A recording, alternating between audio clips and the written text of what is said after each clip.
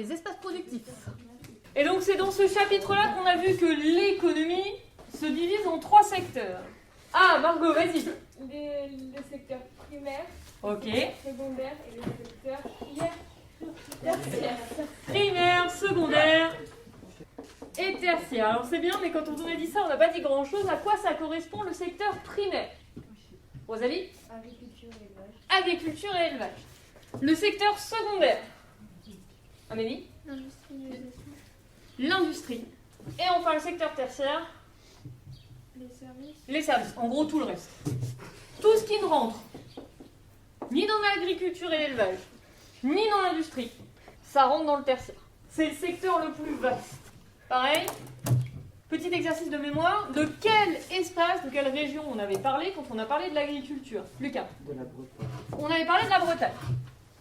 Pour ce qui est de l'agriculture et de l'élevage. J'y reviens ensuite. Pour ce qui est de l'industrie, on avait vu 2 éléments.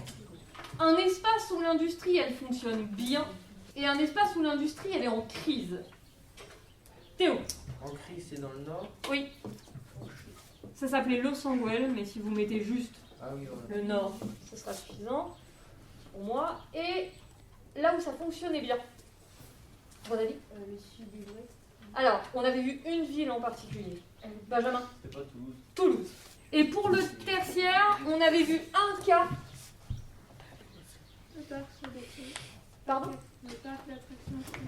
Oui, le parc Astérix. Dans ces 3 secteurs, lequel concentre le plus d'emplois?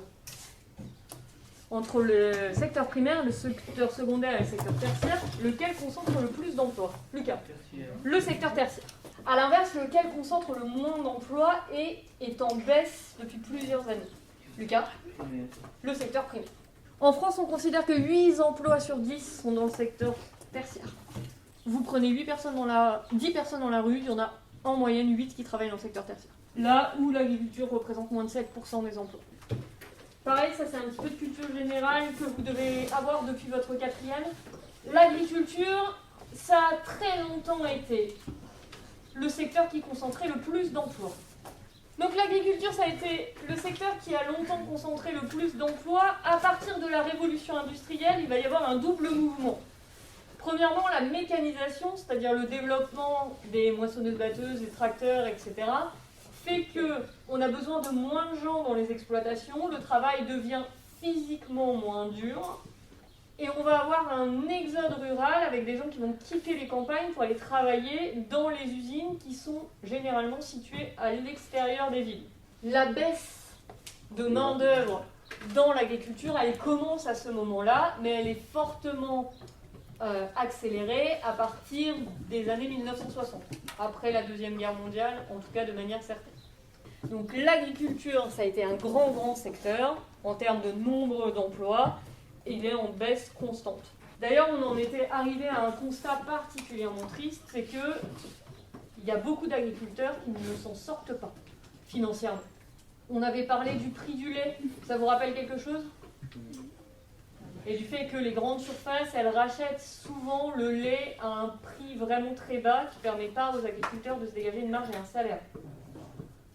Et qu'on est quand même dans un secteur dans lequel on a en moyenne un suicide d'agriculteurs par semaine.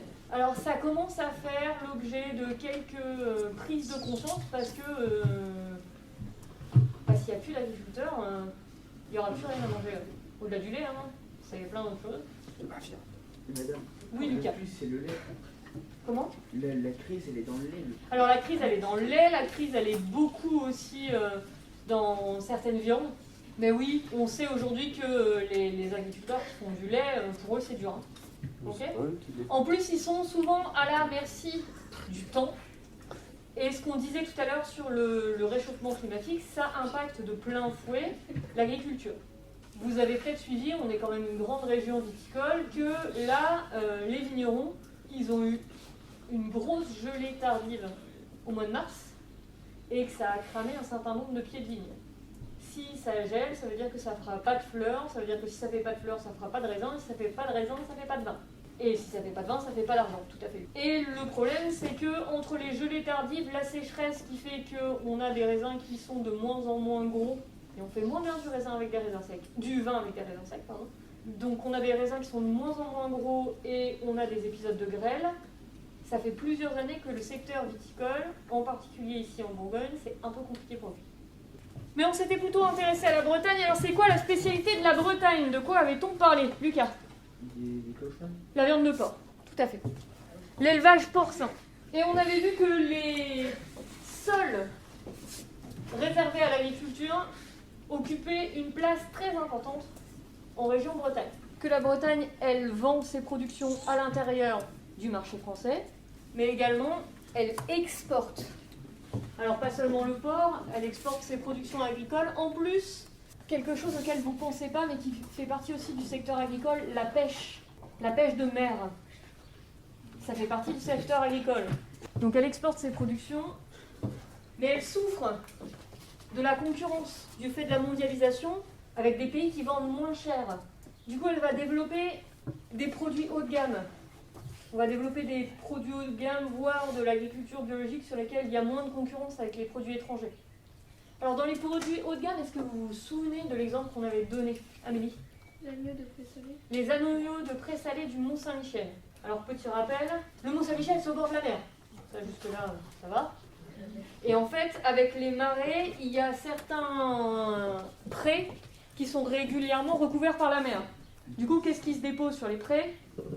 Le sel. Et si on fait paître, si on fait brouter les animaux sur ces prés-là, en fait, ils se nourrissent d'une herbe qui est légèrement salée, et ça donne un goût et une viande extrêmement tendre.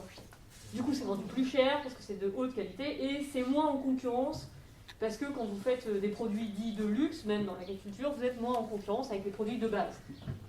Pour ce qui est de l'industrie, alors on avait vu Toulouse et on avait vu une usine en particulier, enfin on avait vu un écosystème d'usines en particulier à Toulouse. Théo. Airbus. En fait on avait vu que Airbus, ça avait conditionné tout le développement à Toulouse. Alors, il fabrique quoi Airbus? Des avions.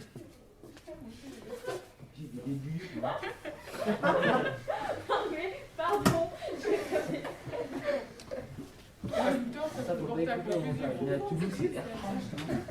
Donc Airbus, contrairement à ce que son nom indique, ça ne fabrique pas des bus mais des avions. Bien. Alors ils sont installés là, ça vous rappellera quelque chose, ils sont installés là depuis la Première Guerre mondiale. Les usines d'aviation. Alors pas Airbus en soi parce que c'est plus récent, mais pourquoi on avait collé les usines d'avions à Toulouse? Parce que c'était loin du front, il n'y avait pas de risque qu'elles soient détruites. Et donc ce qu'on a vu, on a vu qu'il y avait le développement de l'usine Airbus, mais que ça avait aussi entraîné le développement d'écoles autour qui forment ceux qui vont travailler chez Airbus, de plein de petites usines qui travaillent pour fabriquer les pièces dont Airbus va se servir. Oui. Il n'y a pas des pièces dans un avion qui sont un peu partout de l'Europe, qui viennent d'Espagne, d'Allemagne. Et que Airbus, c'est un fruit de la coopération européenne, c'est un projet européen, et qui a des pièces qui sont fabriquées un peu partout dans toute l'Europe. Tout à fait. Et on avait vu aussi que Airbus, c'est un projet qui fonctionne bien, ils arrivent à vendre leurs avions à différents pays, il n'y a pas que la France ou même que les membres de l'Union européenne qui achètent. Ils ont vendu des avions à la Chine, ils en ont vendu même aux États-Unis. D'ailleurs, on avait vu que c'est un projet qui fonctionne si bien qu'il y a une usine qui s'est installée aux États-Unis pour pouvoir produire sur place, afin de concurrencer Boeing, tout à fait Kylian, qui est le constructeur américain d'avions.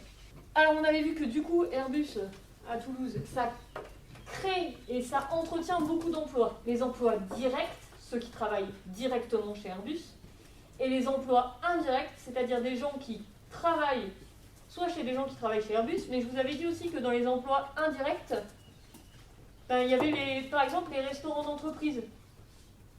Les restaurants qui se situent dans les zones industrielles dans lesquelles les gens vont manger le midi, pendant leur pause de repas de midi. Et on avait déterminé ensemble que si Airbus en fait tombe, si l'usine elle venait à fermer, il y aurait déjà la perte des emplois d'Airbus directement, mais également la perte des emplois qui sont tous les emplois induits autour. C'est-à-dire tous les sous-traitants, les écoles dont on n'aura plus besoin, ou plus besoin à cet endroit-là, et puis tous les emplois indirects qui sont liés au fait qu'il y ait des gens sur place qui mangent, qui vont à la pharmacie, etc., etc. Et on avait déterminé que quand il y a une grosse fermeture industrielle à un endroit, ça impacte les emplois sur l'usine en direct, mais aussi tous les emplois sur le bassin. Et on avait particulièrement vu que ça a été le cas dans le nord de la France avec la fermeture des mines. Donc à partir des années 70, dans le nord, on avait déjà commencé dans les années 60, mais dans les années 70, il y a l'accélération de la fermeture des mines, parce que le charbon, c'est plus rentable. Et en plus, c'est extrêmement polluant. Bon, ça, on s'en préoccupait que moyennement dans les années 70, mais aujourd'hui, on se rend compte que le charbon, en termes de... brûler du charbon pour produire de l'énergie, pour la planète, c'est vraiment pas terrible. Donc il y a la fermeture des mines. Le problème, c'est que c'était des gigantesques usines qui employaient énormément de monde, et qui employaient en plus énormément de monde, et ça nécessitait pas des grandes études. Donc c'était des emplois accessibles. Alors, c'était dur. C'est pas la panacée de travailler à la mine. Physiquement, c'est dur. D'ailleurs, il y avait beaucoup de maladies professionnelles. Est-ce que vous vous rappelez, c'est un truc qu'on a vu en 4e, comment on appelait la maladie qui est liée au fait de respirer du charbon? Je vois que ça s'allume, mais... Ah, mais c'était pas dans le confinement, ça. Ouais, bien, Lucas. Ouais, Ça commence par un S. mais on avait vu, c'était le truc à Creusot, là. Ouais, on avait parlé du Creusot. La silicose. Wow. Comme Ah ouais, bah non. Ça vous dit plus rien? Ouais, C'était vraiment un métier pas très facile. N'empêche que quand les mines elles ont fermé, eh bien il y a énormément de gens qui se sont retrouvés sans emploi. Et ces mines qui ont fermé, qui ont employé parfois jusqu'à 2000 personnes, voire plus, elles ont été remplacées par rien dans un premier temps. C'est-à-dire qu'on a eu une forte augmentation du chômage, avec des régions qui sont restées sinistrées longtemps. Le nord de la France, l'est de la France, la Lorraine, qui avait les mines et les aciéries, c'est des régions qui ont eu à souffrir très fort de la fermeture de leurs grandes industries, qu'on appelle industries lourdes. Et dans la petite vidéo qu'on avait regardée sur le Sangwell, qu'est-ce que le maire a choisi de développer? Un musée. Alors, un musée, le 15-18, oui. Des bureaux. Des bureaux, et des bureaux qui sont spécialisés dans quel type de production? Amélie? le développement durable. Le développement durable. Donc on a remplacé l'industrie minière par les bâtiments écologiques, les panneaux solaires. Ça y est, ça vous dit quelque chose? Non. Par contre, on avait déterminé que est-ce que c'est les mêmes personnes qui peuvent travailler dans les bureaux d'architectes et ceux qui travaillaient dans les mines? Non, c'est pas des diplômes. Voilà, ça ne nécessite pas la même formation, voire ni les mêmes diplômes. Donc on a recréé des emplois, mais on a transformé des emplois peu qualifiés en emplois qualifiés. Et puis, on a créé 300 emplois là où il y en avait 2000 avant. On n'a pas recréé le même nombre d'emplois non plus. Donc, morale de ça, des changements qui ont eu lieu dans les années 70, ils ont encore un impact sur ces régions-là. Alors, aujourd'hui, le Nord-Pas-de-Calais, ça n'existe plus en tant que région, ça a été couplé avec la Picardie, on appelle ça les Hauts-de-France. Le Nord-Pas-de-Calais, quand c'était une région toute seule, et qu'on regardait la comparaison avec les autres régions, c'était celle qui avait le taux de chômage le plus élevé, le taux de pauvreté le plus élevé, l'indice de développement humain le plus faible. Fondamentalement parce que en 2010, enfin dans les années 2010, on payait encore les conséquences de la fermeture des mines dans les années 70. Ces régions-là ne se sont pas encore totalement relevées de la fermeture des industries. C'est des régions qui sont encore en crise de fermeture, qui ont eu lieu il y a 40 à 50 ans.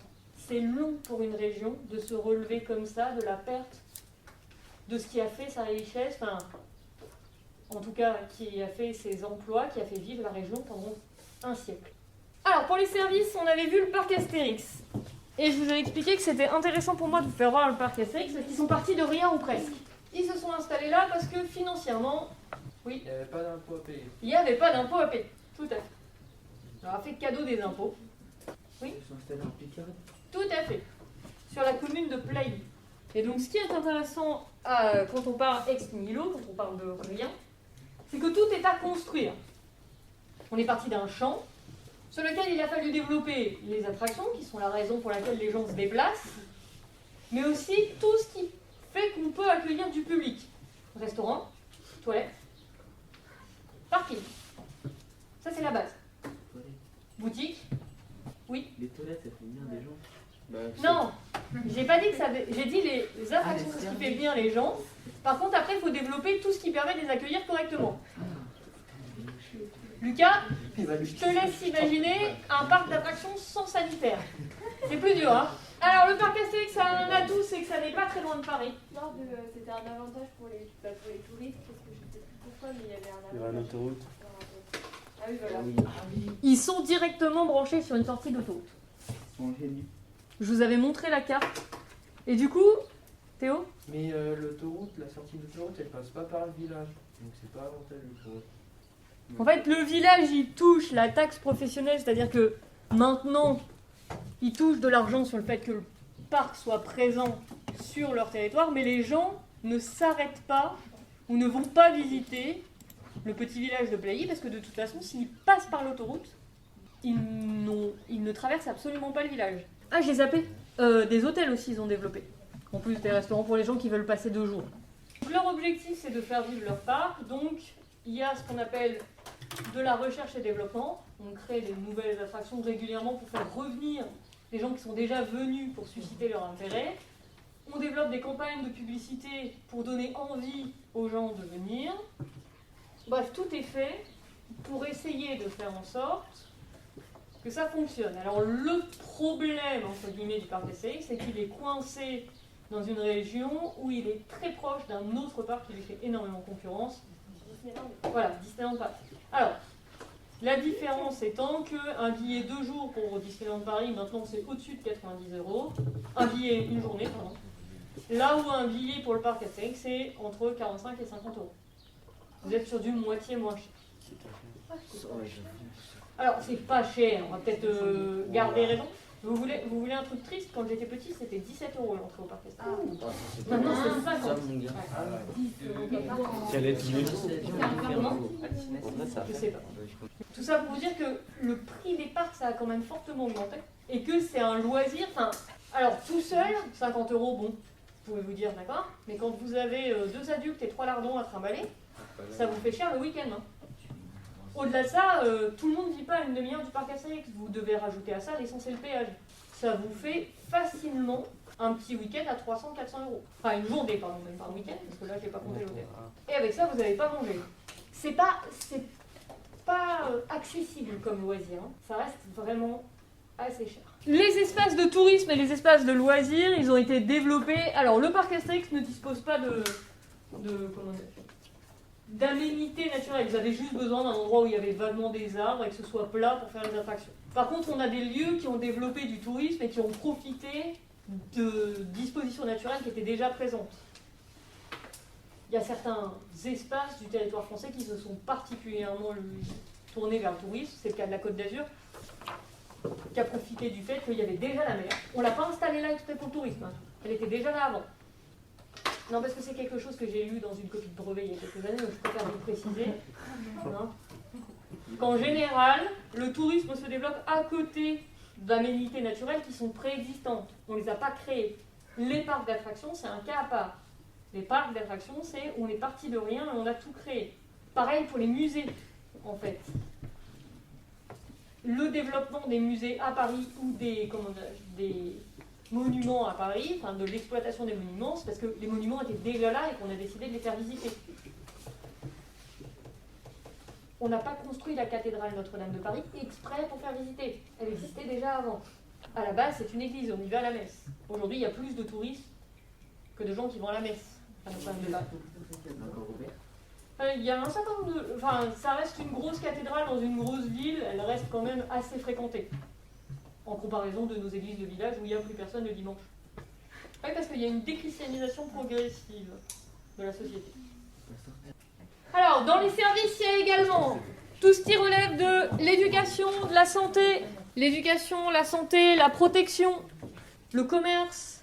De toute façon, on avait vu que les services, c'est tout ce que les secteurs sans transformation de matière. Les assurances, les agents immobiliers, tout ça, c'est des services. Tous les métiers de la justice, c'est des services. Et en fait, avec mon petit inventaire à l'après-vert, là, vous vous rendez vaguement compte que on va citer tous les corps de métier, quasiment ils sont dans les services. Tout ce qui est lié au développement informatique, c'est les services. Alors c'est pareil, dans les services, il y a certains secteurs qui sont très tournés vers la mondialisation. Alors le secteur du tourisme, c'est un bon exemple.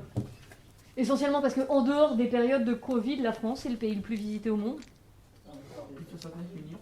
On est autour de 80 millions de touristes par an